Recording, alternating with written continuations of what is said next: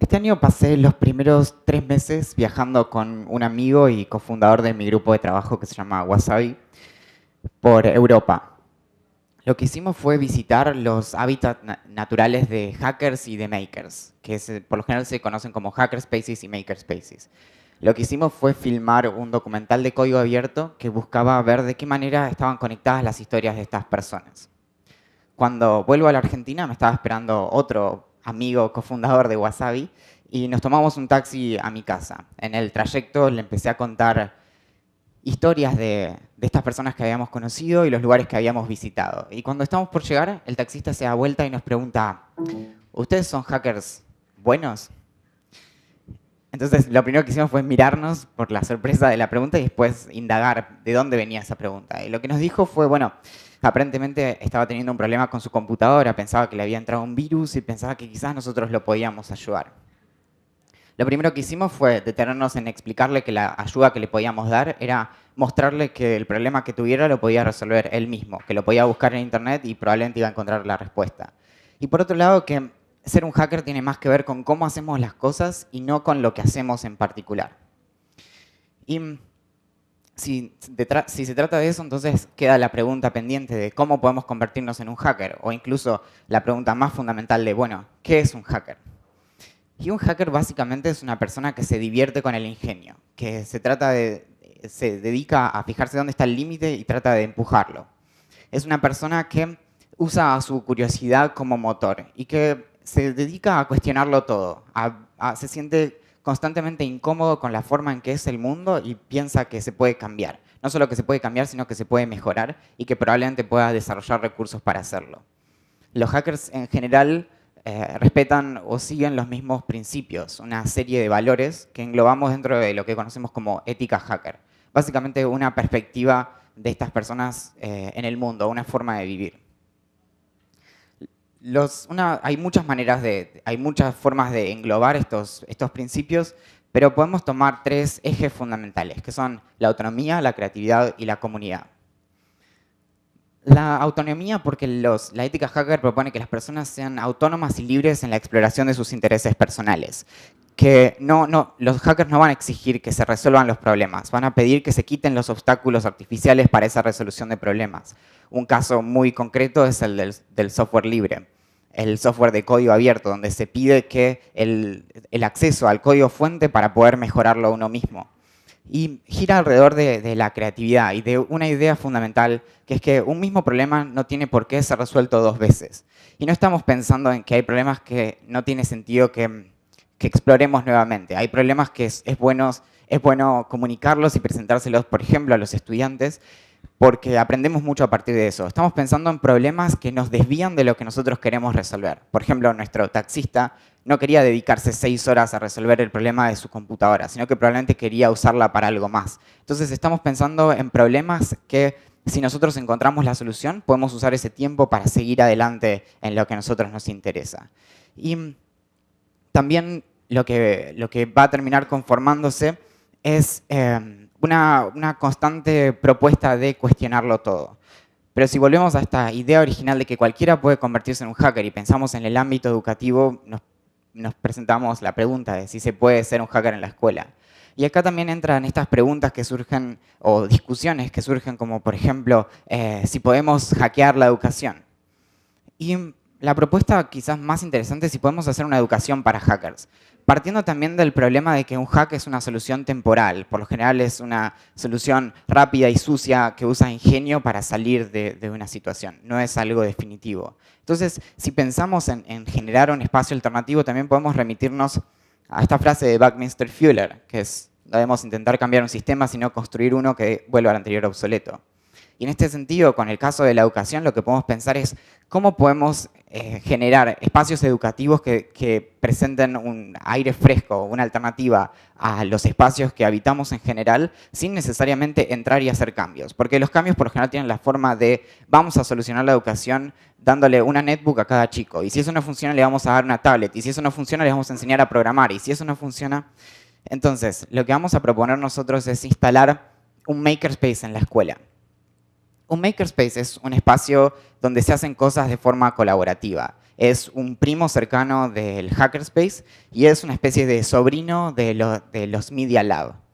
Y es un espacio donde vamos a trabajar de forma colaborativa, donde vamos a ponerle mucho énfasis a la cultura libre y donde vamos a aprender haciendo.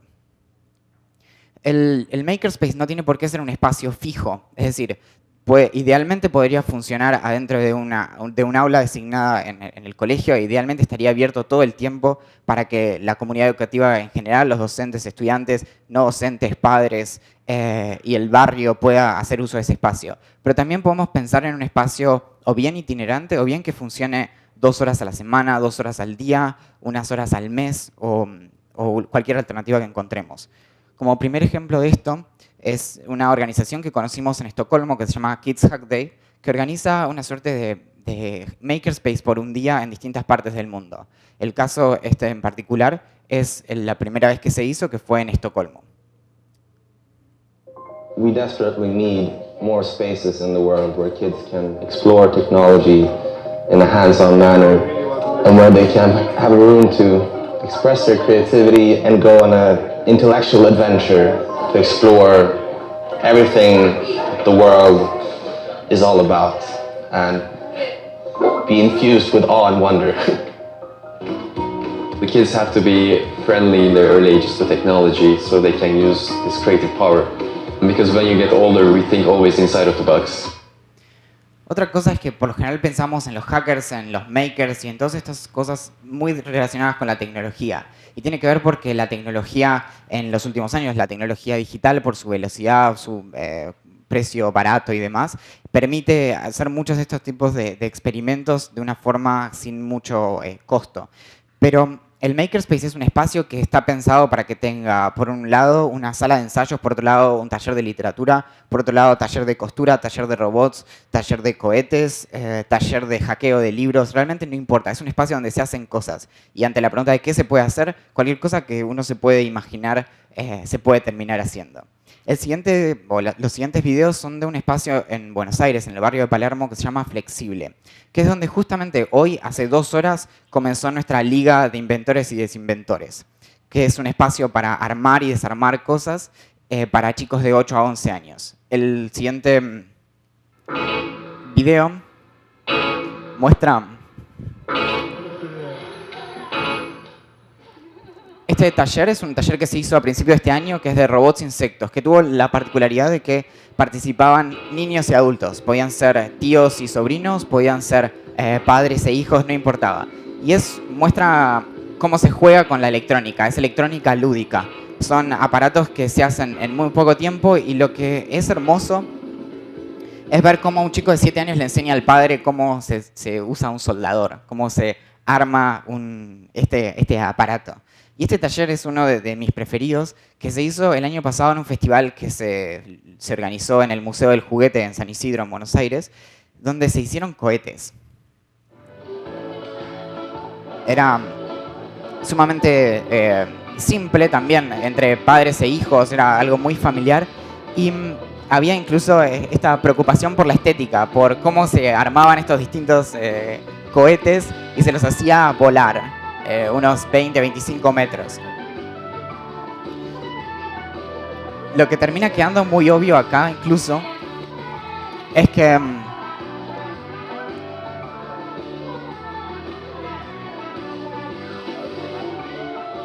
este ejemplo incluso se vuelve totalmente literal la idea de que el límite de la imaginación es el cielo y que un chico de 8 años que puede hacer un cohete es una idea sumamente fuerte. Es decir, a los 8 años hice un cohete, ¿qué me espera cuando tenga 18? El makerspace, como les decía, es un pariente del Media Lab, que es este espacio que apareció, que se generó en MIT en los años 80. Justamente lo generó Nicolás Negroponte, el del plan OLPC, con estas características, que es un espacio interdisciplinario, porque en el Media Lab la idea es que son profesionales, son académicos que habitan varios espacios simultáneamente. Entonces tenemos una bailarina que se dedica a las ciencias de la educación, podemos tener un filósofo programador, podemos tener un ingeniero que al mismo tiempo es músico, no importa, un abogado acróbata. Y lo que nosotros podemos pensar en el Makerspace en nuestra escuela es que para lograr esta interdisciplinariedad podemos convocar a los docentes de distintas áreas. Entonces vamos a tener a los docentes de artes trabajando con aquellos que enseñan geografía y luego podemos tener a los que trabajan literatura, con los que hacen educación física, realmente no importa. Y lo que vamos a buscar también es que sea un espacio abierto. Nos podemos deshacer de las aulas y podemos pensar en grupos de interés, en clubes. Y nuevamente podemos tener el club de cohetes, el club de bufandas, el club de libros, el club de robots insectos, no importa. Y la apertura no es solo en el interior del colegio, sino que es abierto hacia la comunidad educativa en general y es abierto es permeable a los problemas que tenga el espacio donde existe este makerspace. Entonces vamos a primero pensar problemas en el aula, problemas en la escuela, problemas en el barrio, en la ciudad, en el país, e incluso podemos pensar problemas globales como qué hacemos con la basura o cómo podemos reducir nuestro consumo de electricidad. Y el acercamiento a estos problemas va a ser experimental. No vamos a pensar en proyectos que están bien definidos al principio y tenemos que seguir algunos pasos y resolverlos, sino que vamos a ir viendo a dónde nos llevan. Vamos a ir haciendo distintas pruebas y si hace falta cambiar al tercer día de haber comenzado un proyecto, cambiarlo totalmente, lo vamos a cambiar, porque estamos tratando de descubrir a dónde vamos a llegar. Y este acercamiento es a través del aprender haciendo, es práctico, totalmente práctico. Y es parte también de la idea de que el conocimiento lo construimos con las manos en la masa, lo construimos metiendo mano. Y entendemos que esta construcción colaborativa del conocimiento va en contra de lo privado, va en contra del atropello de hacernos a un lado de la cultura libre. Y va a estar ligado a la idea de que vamos a estar jugando, pero va a ser una manera muy particular de jugar. Es un tipo de juego que genera objetos físicos, que va a tener productos inmediatos, que vamos a poder ver qué pasa con aquello que estamos estudiando. Porque si no pasa nada con lo que estudiamos, no vemos sentido en estudiarlo. Y este aprender jugando es un jugar haciendo que se termina constituyendo en un aprender haciendo. Y este aprender haciendo incluso se puede entender como una suerte de juego, donde empieza a pesar nuevamente el asunto de la creatividad. Y se termina mostrando cómo los valores de la ética hacker se pueden traducir al lenguaje escolar a través de 3 verbos que son sumamente familiares para cualquier docente, que son el hacer, el jugar y el compartir.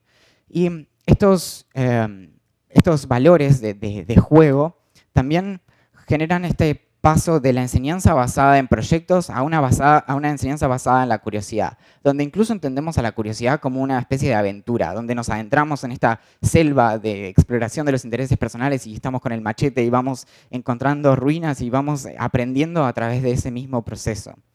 Y lo que vemos es un paso de la cultura del do-it-yourself, que es este movimiento contracultural que surgió con muchísima fuerza en los años 60 y cada vez tomó más momento en los 70, 80 y 90, que desde hace algo así como 10 o 15 años se convirtió en lo que ahora conocemos como el movimiento maker, que es de algún modo el nuevo traje de los hackers. La palabra maker, de hecho, se empezó a usar con mucha fuerza por el mismo problema por el cual en los 2 días que estuve en Lima tuve que incansablemente contar que los hackers no son criminales informáticos. Los makers son básicamente hackers que dijeron, para ahorrarme esa discusión digo que soy un maker, que es una palabra que nadie conoce y que la puedo usar, pero básicamente un maker es un hacker que hace cosas.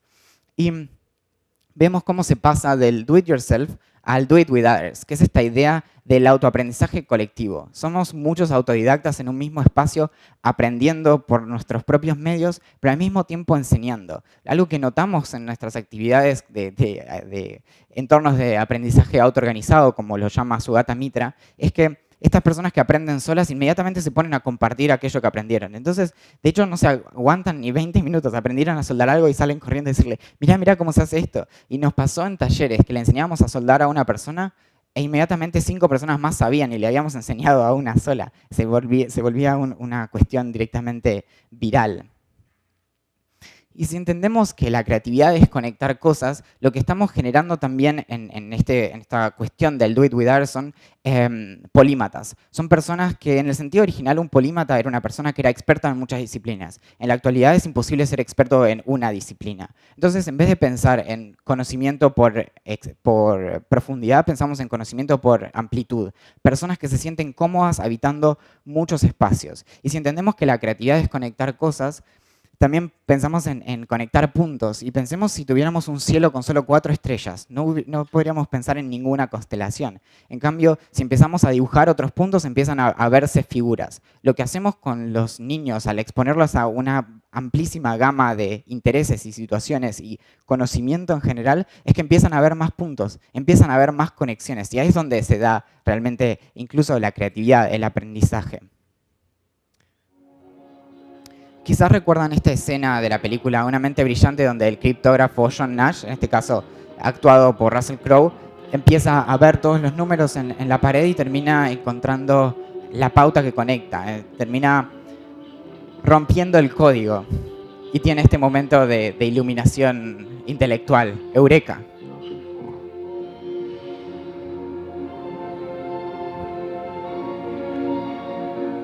Esos momentos se suelen dar con bastante regularidad en este tipo de espacios, pero no toman esta forma, porque en realidad la mayoría de las veces nosotros no pensamos simplemente mirando números que se nos iluminan, sino que lo que sucede es que pensamos con las manos. Entonces, cuando empezamos a probar cosas, de pronto empezamos, incluso cuando estamos trabados con algo, si nos ponemos a garabatear o nos ponemos a probar cosas, a tratar de conectar un circuito, por ejemplo, eso es lo maravilloso de aprender electrónica, que o prende o no prende la luz. Es muy claro si tuvimos éxito. Entonces, también vamos a pensar en que tenemos que acercarnos a la tecnología en general para poder entenderla. Tenemos que dedicarnos a entender cómo funcionan las cosas para poder cambiar ese funcionamiento. Y vuelvo al manifiesto del reparador, que dice que si no podemos abrir algo no es realmente nuestro. No tiene que ver necesariamente con ir en contra de, no solo con ir en contra de la obsolescencia programada, sino que tiene que ver con entender a las cosas en un sentido más amplio, en entender a los sistemas y ver de qué manera si nosotros vemos cómo funcionan las cosas nos provee de un rol activo en ese cambio. Por eso decimos que hackear es reapropiarse de la tecnología, es ver cómo funciona un dispositivo, entender cuál es el sesgo, ver por qué el teléfono me hace comportarme de una manera y darme cuenta de que puedo ir en contra de ese comportamiento, de que la tecnología en general, los dispositivos, están diseñados por comodidad y no tenemos por qué comportarnos del modo que le fue cómodo a un programador o a un diseñador. Y vamos a entender que en ese hackeo, en esa reapropiación de la tecnología, vamos a desarrollar conocimientos teóricos y prácticos, pero en simultáneo. Vamos a tener el libro abierto mientras estamos probando y vamos a decir que hackear es jugar. Y este juego es el juego de la creatividad, y que está íntimamente relacionado con el diseño en general y con lo que se conoce como design thinking o pensamiento de diseño, que básicamente es que tenemos que tomarnos de forma mucho menos seria. Tenemos que dejar de pensar que nosotros somos nuestras ideas, sino que tenemos que pensar que para tener una buena idea tenemos que tener 100 ideas malas y que cuando se trata de resolver problemas no hay acercamientos correctos e incorrectos. Hay acercamientos que funcionan mejor y acercamientos que funcionan peor, pero en esas situaciones que nosotros tenemos que adquirir confianza creativa. Pasa que las personas se dicen, bueno, yo no soy creativo. Y en realidad no existen las personas creativas y no creativas. Existen personas que confían en su creatividad y personas que no confían. Hay un grupo demográfico enorme que confía plenamente en su creatividad y son los niños menores de 8 años. Que si les decimos, dibujen un dinosaurio y nos muestran una masa verde y nos dicen, este es un dinosaurio, y no lo van a dudar por un momento, pero un chico de 16 no se va a animar ni a agarrar un lápiz porque dice, no, yo no sé hacer eso. Y en este acercamiento que tiene que ver con el diseño y la creatividad, donde probamos distintas estrategias, donde tenemos que ver qué cosas funcionan y qué cosas no. Y como decía Mateus en una de las conferencias anteriores, los videojuegos son uno de los mejores dispositivos pedagógicos porque nos permiten probar muchas maneras alternativas de acercarnos al mismo problema. Entonces, no podemos pasar el primer nivel de un juego y probamos hasta que eventualmente le sacamos la ficha y lo podemos pasar. No tenemos esa posibilidad en la mayoría de entornos educativos. Y acá se introduce también la idea del prototipado, que vuelve de nuevo al diseño y en la actualidad a la maravilla de las impresoras 3D, que la mayor parte del tiempo está ampliamente exagerada. Pero básicamente tenemos que transmitir la idea del prototipado a los docentes y a los alumnos. Esto es, digo también a los docentes porque tenemos que darles ánimo para que muevan las sillas del lugar, para que prueben distintas configuraciones y vean de qué manera pueden transmitir o construir el conocimiento que están tratando de construir. Y con los estudiantes que puedan animarse a hacer distintas pruebas, que si tienen que escribir una monografía, escriban 5 comienzos de monografía distintos y vean cuál es el que les funciona mejor. Y en este juego de hackear, si bien sería exagerado decir que tenemos reglas, podemos dar algunas líneas generales que tenemos que tener en cuenta. Para hackear es necesario tener un mentor. Y el mentor no necesariamente tiene que ser una figura de una persona. También puede tratarse de un grupo de personas. Puede tratarse de un foro en Internet que nos acompaña desde la experiencia. Porque necesitamos no solo la experiencia de los mentores, sino adquirir muchísima, pero muchísima experiencia de primera mano. Tenemos que haber probado y haber descubierto qué funcionaba y qué no. Y en esa prueba tenemos que incluso aquello que nosotros queremos hackear, aquel problema que nosotros queremos resolver, tiene que generarnos un compromiso emocional. Nuestra actividad tiene que poner algo de nosotros en juego, tiene que ser relevante para nosotros. Y en última instancia tiene que ser significativo. Y en este punto es que pensamos en que esta significatividad tiene que ver con de qué modo aquello que yo estoy haciendo afecta al mundo, genera cierto cambio en mi entorno social y físico. Y por eso es que tenemos que ponderar la importancia de la cultura libre. Tenemos que alentar a que los estudiantes usen recursos que están en el dominio público y que generen recursos para el dominio público. Y tenemos que hacernos a un lado de lo que conocemos como la cultura del sentarse y escuchar, que básicamente es la cultura que prima en la educación, e ir hacia la cultura del hacer. La cultura del hacer es aquella que pone en primer lugar la idea de que los humanos necesitamos crear cosas, necesitamos dejar nuestra marca en el mundo. Y volviendo a la pregunta de si se puede ser un hacker en la escuela, tenemos que pensar en qué vamos a hacer con el docente, porque lo primero que sucede también es, bueno, estos chicos vienen y me dicen que tengo que hacer cohetes y yo no tengo ni idea. Y entonces, ¿qué mejor rol para el docente que convertirse en un mentor, en alguien que no tiene miedo incluso de aprender junto a los estudiantes a explorar aquellos temas que tienen que explorar y que puede pensar en incorporar herramientas y pensar en el trabajo colaborativo en general? Incluso el docente como mentor se va a convertir en un facilitador del autoaprendizaje. Le va a enseñar a los chicos a que puedan ser autodidactas. Y esta cita puede ser exagerada, pero es exagerada por diseño. La autoeducación es el único tipo de educación que existe, decía Isaac Asimov. Y en algún punto, cuando uno lo lee la primera vez, le puede resultar chocante, pero después pensamos y decimos, bueno, realmente el momento en que nosotros pudimos desarrollar recursos para aprender fue aquel momento en el que realmente se dio ese cambio disposicional en nosotros. Y lo que generan nuestros espacios del hacer, nuestros makerspaces, es algo sumamente importante. Incluso en el momento de tecnología digital que vivimos ahora con los teléfonos celulares con los que constantemente estamos en otra parte del mundo, estamos en otras conversaciones. Cuando estamos haciendo algo, estamos necesariamente ahí, incluso desde el punto de estar fijando la vista y haciendo algo con las manos. Incluso es curioso cómo ahora está terriblemente de moda en Silicon Valley el mindfulness, que es esta técnica de meditación que nos obliga a pensar en dónde estamos en este momento y qué sentimos con nuestro cuerpo y demás. Y vamos a generar un montón de personas, de niños y adultos que van a poder mostrar que aquí están y que hicieron esto y que adquirieron un rol activo en la transformación de su mundo inmediato.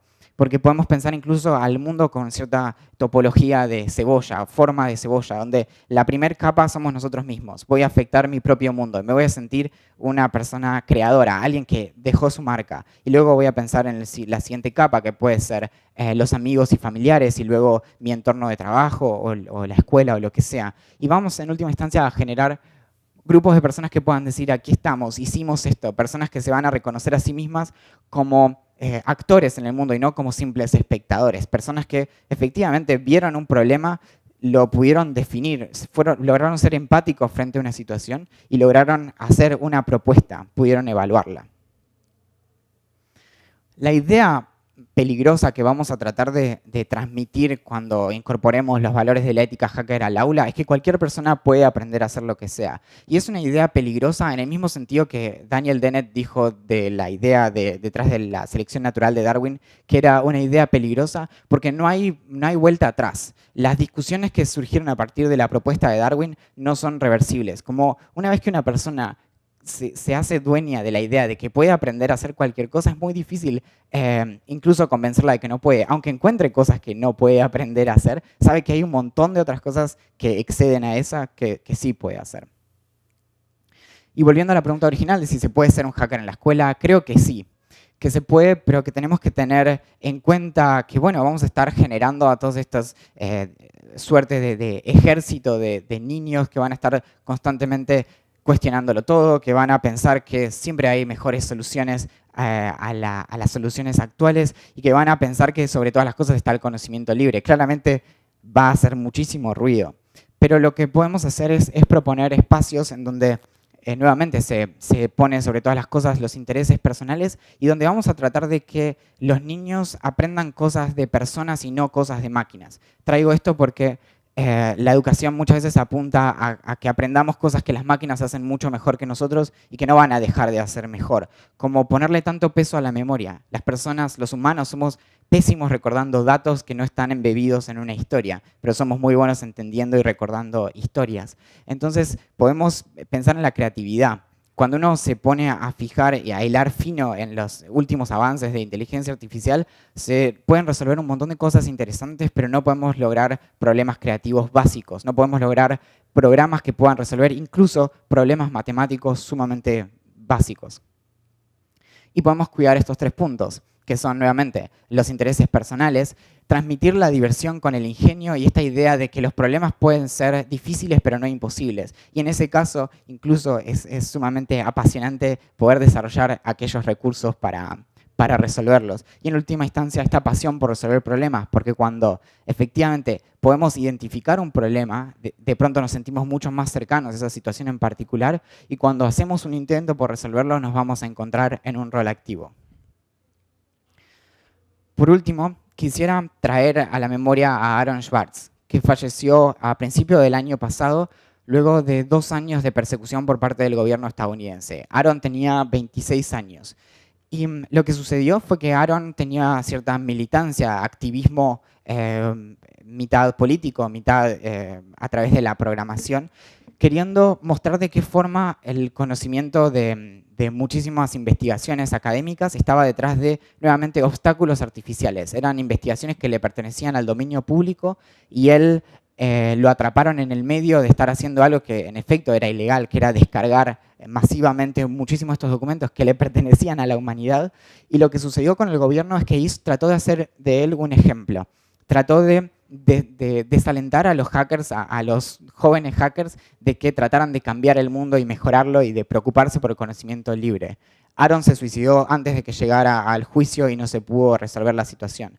Pero lo traigo porque si vamos a estar haciendo una educación para hackers, si vamos a estar invitando a que los niños estén cuestionándolo todo el tiempo, tenemos que también pensar en cuál es el mundo en el que van a crecer esos niños que van a querer resolver problemas y que se van a estar dando cuenta de que hay problemas. Porque no podemos costearnos persecución, no podemos costearnos que a los chicos que quieren cambiar el mundo se trate de hacer de ellos un ejemplo buscando proteger ciertos intereses personales. En las palabras de Aaron, lo que él trataba era de evitar el robo privado del dominio público.